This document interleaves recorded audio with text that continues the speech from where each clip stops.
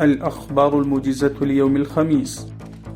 أدانت وزارة الخارجية لإمارة الإسلامي بشدة الاعتداء الوحشي على المصلين في المسجد الأقصى من قبل قوات الاحتلال الإسرائيلي، وأضافت الوزارة أن هذا الاعتداء هو عمل ضد الإنسانية والتدنيس للمقدسات وانتهاك واضح للقوانين الإسلامية والإنسانية الدولية. يقول مسؤول بنك أفغانستان إن القيود المفروضة على الحسابات الفردية تم تخفيضها، ويمكن الآن للمواطنين سحب 50,000 أفغاني من حساباتهم أسبوعيا. تم إنشاء نظام إلكتروني لتحصيل الإيرادات في منطقة الإمامصة بمقاطعة قندوز وقدمت للاستخدام. بدأت وزارة النقل والطيران توزيع البطاقات الإلكترونية ونسخ النقل على 400 شركة وما يقرب من 600 جمعية نقل بعرض الشفافية وتوحيد خدمات النقل البري في البلاد.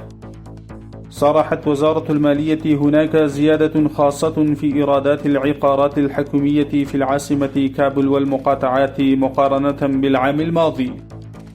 صرحت إدارة سكة الحديد تم استيراد 14,382 طنا من البضائع التجارية، معظمها مواد غذائية إلى البلاد أمس عبر سكة حديد حيرتان مزاد شريف. وفقا لهذه الإدارة تم أيضا تصدير 1477 طنا من البطاطس ومسحوق التلك من البلاد.